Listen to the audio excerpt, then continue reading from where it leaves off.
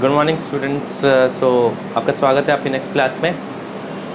हमने कल क्वेश्चन किया था find the 12th term from the last term से 12th टर्म निकालनी है, 12वां पद निकालना है। तो देखिए ए कितना है 1, डी कितना है 4 - 1 = 3, ए एन कितना है 88।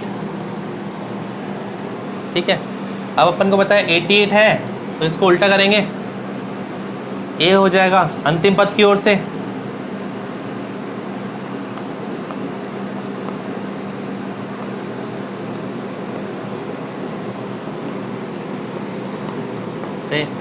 इंग्लिश में क्या लिखोगे फ्रॉम द लास्ट टर्म। ए कितना हो जाएगा आपका 88, डी +3 की जगह कितना हो जाएगा -3। तो आपको कौन सी टर्म निकालनी है 12th टर्म निकालनी है ना। तो A12 कितनी हो जाएगी A + 11D। ये आप खुद सॉल्व करेंगे, ठीक है, खुद सॉल्व करेंगे, सॉल्व इट। ठीक है, मैंने सिर्फ हल्का सा आइडिया दिया है आपको कल, क्योंकि मैंने समझाया था कि किसी भी टर्म को निकालना है, जैसे A12 निकालना है तो A + 11D करके भी उसे निकाल सकते हैं।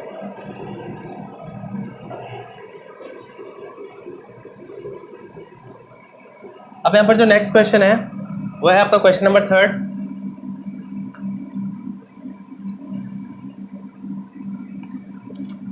6th and 17th term of AP are 19 and 41. 19 and 41. Find 40th term. यहाँ पर अगर मैं इसको हिंदी में बोलूं, आपको 6वां पद दिया हुआ है और 17वां पद दिया हुआ है एक एपी का। ठीक है, 17वां पद सॉरी 6ठा पद 19 है और 17वां पद 41 है। हमें 40वां पद निकालना है। 40वां पद ज्ञात करें। ठीक है, तो देखो ये नए टाइप के सवाल है। हमें क्या करना पड़ेगा, पहले ये है आपका छठा पद कितना दिया हुआ है आपका 19। तो मैंने कल समझाया था 6 टर्म को हम लिख सकते हैं A + 5D। कितना ये 19, ये हमारा पहला पद फर्स्ट टर्म। फिर A17 = 41, A + 16D = 41, ये हमारी सेकेंड टर्म हो जाएगी। ठीक है, तो इन दोनों को सॉल्व करेंगे। A + 5D एक मिनट रुकिए, मैं इसको नीचे लिख देता हूँ। A + 16D = 41, ये सेकेंड इक्वेशन हो गई। दोनों को सॉल्व कीजिए। इस पे प्लस है तो माइनस, इस पे प्लस है तो माइनस, इस पे प्लस है तो माइनस। A से A कट गया, 16 में से 5 माइनस करोगे तो -11 आ जाएंगे। -11D = -22। माइनस से माइनस कैंसिल, D = 22/11। D = कितना आ जाएगा 2। ठीक है, D की वैल्यू कितनी आ गई 2। Now put D = 2 in equation first. आप लिखोगे इसको D = 2 समीकरण 1 में रखने पर। ठीक है, इसमें रखो A + 5 × 2 = 19, A + 10 = 19, so A = 19 - 10, A = कितना आ जाएगा 9। तो बच्चों देखो ऐसा है, हमें एक एपी के 2 पद दिए होंगे। ठीक है, कोई सी भी 2 टर्म्स दी होगी, हमें नहीं पता कौन सी टर्म्स है वो। ठीक है, हमें 2 टर्म्स दी होगी, हमें तीसरी टर्म निकालनी है उससे। ठीक है, तो 6th टर्म दी हुई है, 17th टर्म दी हुई है, 40th टर्म निकालनी है। तो जो 2 टर्म्स दी हुई है उससे हमें 2 इक्वेशन मिलेगी, 2 समीकरण मिलेंगे। इन दोनों को हल कीजिए। हमेशा डी का मान पहले आएगा, फिर डी का मान आ जाए उसे समीकरण 1 में रख दो, आपके पास ए का मान आ जाएगा। एक बार ए और डी का मान आ जाए फिर आपको पता करना है कि आपको एन निकालना है कि ए एन निकालना है। ठीक है, अब यहाँ पर साफ साफ बोला है 40वां पद, मतलब हमें A40 निकालना है, ठीक है, A40 A40 A plus 39D, A40 will be 9 plus 39 into 2, so A40 is equals to 9 plus 78, A40 is equals to 87। ये आपका आंसर आ गया। क्लियर है आपको? ठीक है, मैं इसको मिटा देता हूं। अगला सवाल 617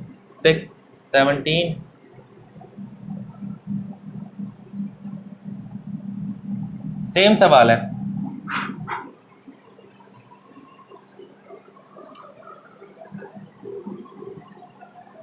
यदि if third and ninth term of an AP are 4 and -8, ये एक थोड़ा अच्छा सवाल है। यहां पर तीसरा और नवा पद, तीसरा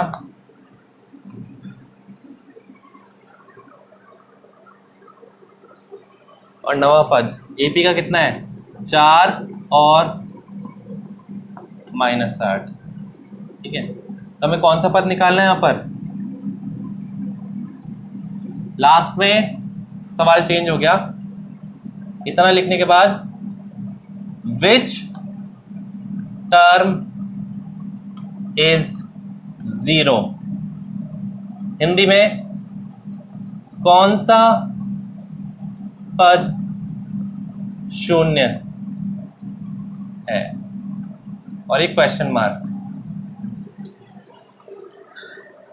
तो पिछले क्वेश्चन में क्वेश्चन मार्क नहीं लग रहा था, मतलब पिछले वाला जो सवाल था उसमें क्वेश्चन मार्क नहीं था, मतलब हमें क्या करना था, एन की वैल्यू निकालनी थी, एन दिया हुआ था। यहाँ पर उल्टा है, क्वेश्चन मार्क लगते ही हमें क्या करना होता है, एन दिया होता है, सॉरी एन दिया होता है और हमें क्या निकालना होता है, एन। तो करते हैं एक बार सवाल, ऐसे समझ में नहीं आएगा। पहले तो जो दो पद दिए उनका इस्तेमाल कीजिए। Third term A3 is equals to 4, A plus 2D is equals to 4, ये फर्स्ट इक्वेशन हो गई। सेकंड इक्वेशन बनेगी आपकी A9, तो A प्लस 9 की जगह क्या आ जाएगा, 8D is equals to minus का 8। सॉल्व कीजिए इसको, प्लस की जगह माइनस, प्लस की जगह माइनस, माइनस की जगह प्लस, माइनस ए से माइनस ए कट गया, प्लस का 2 और माइनस का 8, -6D is equals to, plus के हैं दोनों 12, प्लस का 12 आ जाएगा, D is equals to, D आ जाएगा आपका माइनस का 2, ठीक है, माइनस का 2 आ जाएगा D।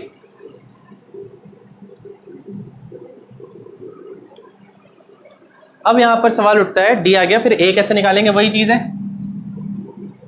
Put D is equals to -2 in equation 1, D बराबर -2 समीकरण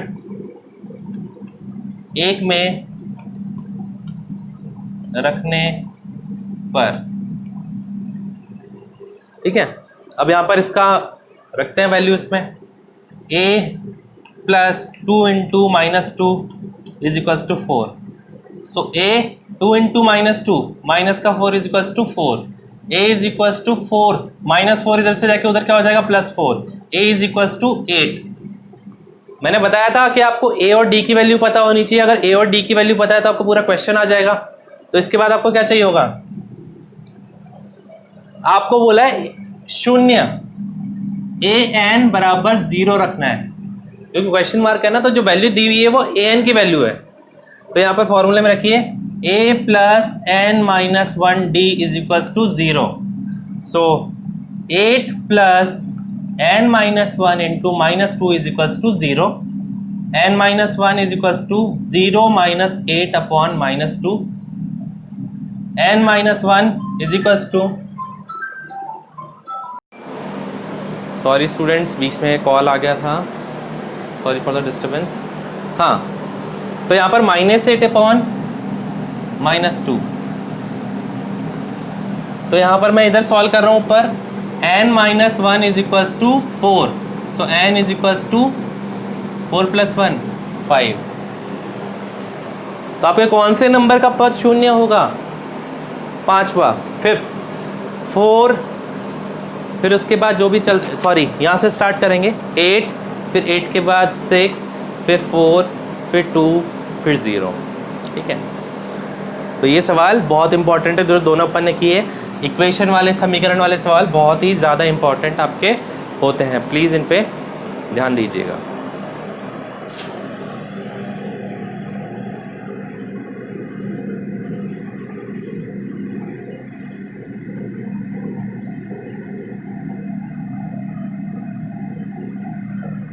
अगला सवाल लिखिए,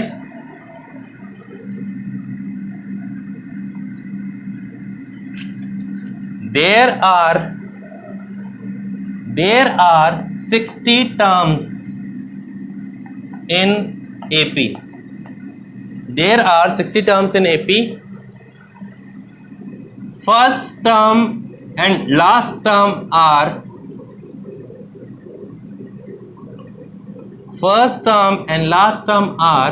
7 and 25. Find 32th term। ठीक है, मैंने शॉर्ट में लिखा है, आपको पूरी लैंग्वेज लिखनी है जो मैं बोल रहा हूँ। हिंदी में बोलता हूँ, यदि किसी एपी में 60 पद हैं, यदि किसी एपी में 60 पद हैं अथवा पहला और आखिरी पद 25 है, 7 और 25 है, तो 32वां पद ज्ञात करें। कौन सा पद ज्ञात करना है? 32वां, 32 नंबर का जो पद है हमें ज्ञात करना है। तो पहले दिया क्या हुआ है, a बराबर 7 पहला पद, आखिरी पद को क्या लिखते हैं अपन, an बराबर 25। इसको खोल दो ब्रैकेट, a + n - 1d बराबर 25। यहां से a का मान रख दो इसमें, 7 + n - 1d बराबर 25। अब यहां पर है ना, एक चीज बताता हूं, ध्यान से सुनना। यहां पर तुम्हें n का मान दिया हुआ है क्या? साफ साफ बोला है 60 पद है, मतलब टोटल नंबर ऑफ टर्म्स कितनी है? 60। तो यहां पर n हो जाएगा आपका 60, n 60 होते यहां पर भी आप क्या लगा दोगे 60। So 7 + 59d is equal to 25। So 59d is equal to 25 - 7। तो d इज इक्वल टू 25 में 7 गए तो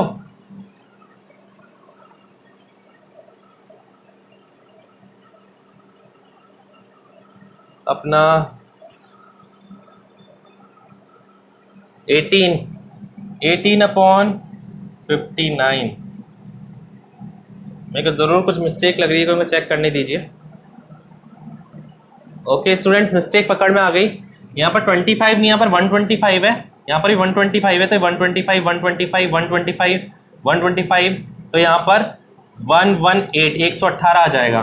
तो d से जब काटेंगे तो कितनी बार कैंसिल हो जाएगा? d is equals to 2। मैंने आपको पहले भी समझा रखा है कि किसी भी सवाल को करने के लिए दो ही चीजों का मतलब पता होना चाहिए, एक तो a और एक d। a और d पता चल गया आपको, बस खत्म बात। तो a और d पता चल गया, तो अपन को पूछा क्या है, 32th टर्म, 32वां पद, a 32 बराबर a + 31d। So a 32 is equals to a + 31 × 2, a 32 बराबर 7 + this 69। This is your 32th term. ठीक है, तो ये था हमारा 9th क्वेश्चन। ठीक है, तो आज हमने कितने क्वेश्चन कर लिए? 1 2, एक आपको करने के लिए दिया, सेकंड मैंने कर दिया, थर्ड करवा दिया, फोर्थ करवा दिया, एक क्वेश्चन बचा है, question number 5।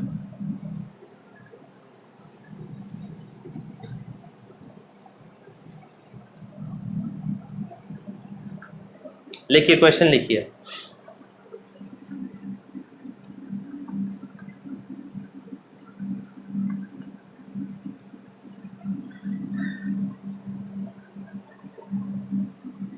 Third, if third term of an AP is 16 and seventh term exceeds fifth term by 12, यदि एक एपी का तीसरा पद ऐसे लिखा जाएगा, तीसरा पद 16 है और सातवां पद 15वें पद से 12 अधिक है। ठीक है, तो हमें क्या निकालना है? इसका हमें एपी निकालनी है। ठीक है, एपी बना देंगे, तो ध्यान से देखिए। A3 बराबर 16, A प्लस 2D बराबर 16, ये पहला समीकरण हो गया आपका। ध्यान से देखना, ये सवाल काफी बच्चे कंफ्यूज होते हैं, बहुत इजी सवाल है। हम यहाँ पर 3 पदों की बात कर रहे हैं, तो तीसरा पद, एक सातवां पद और एक पांचवा पद। ठीक है, तो तीसरा पद तो मैंने लिख दिया, इससे समीकरण मिल गया। बोला सातवां पद और पांचवें पद में तुलना कर रहे हैं, कंपैरिजन कर रहे हैं, तो लिख दो यहां पर A7 और A5 में कंपैरिजन हो रहा है। A7 और A5 में ये बोल रहा है कि seventh term exceeds fifth term by 12। सातवां जो पद है वो पांचवें पद से कितना ज्यादा है? 12। मान लो आपका पांचवा पद है 32 में 12 और जोड़ दोगे तो क्या हो जाएगा? 44। तो मतलब आपका सातवां पद आ जाएगा, सेवंथ टर्म आ जाएगी। तो बड़ा कौन सा है? ये बड़ा है ना, तो हमेशा उल्टे वाले में ऐड करते हैं 12। जो बड़ा होता है उसमें ऐड नहीं करते, जो बड़ा नहीं होता उसमें ऐड करते हैं। So A plus 6D is equal to A plus 4D plus 12। A से A कट गया, 6D, ये 4D इधर ले आओ, minus 4D is equals to 12। So 2D is equals to 12, D is equals to 12 upon 2, D is equals to 6। तो D की value आ गई आपके पास। अपन A की वैल्यू निकालेंगे, हमेशा रूल है ये, पुट इन इक्वेशन फर्स्ट, समीकरण 1 में रखने पर। ठीक है, A plus 2D is equal to 16, A plus 12 is equal to 16, A is equal to 16 minus 12, A is equal to 4। A का मान क्या आ गया? 4। अब AP पूछिए अपन से, तो AP कैसे होती है देखिए, ध्यान से AP बनाना सिखा रहा हूं आपको। पहला पद, उसके बाद इसमें सारवंतर जो होता है ना, जोड़ते जाइए, मतलब D जोड़ते जाइए। 4 में 6 जोड़ो 10, फिर 10 में 6 जोड़ो 16, फिर 16 में 6 जोड़ो, तो दिस इज योर AP। ठीक है, ओके। तो आज हमने शायद, मेरे को गिनने दीजिए, अपने 1 2 3 4 5 क्वेश्चंस तो क्लास में कर लिए। मैं कुछ क्वेश्चंस आपको घर के लिए दे रहा हूं। पहले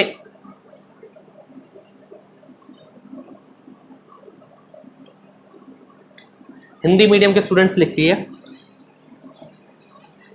यदि तीसरा पद 12 है, यदि तीसरा पद 12 है और 50वां पद 106 है, 106, तो 29वां पद ज्ञात कीजिए, 29th 29वां पद ज्ञात कीजिए। हमने जिस प्रकार क्वेश्चन नंबर 3 किया था वैसे ही होगा। इंग्लिश मीडियम के स्टूडेंट्स के लिए क्वेश्चन है, if third term of an AP is 12, if third term is 12 and 50th 50th term is 106, then find the 29th term.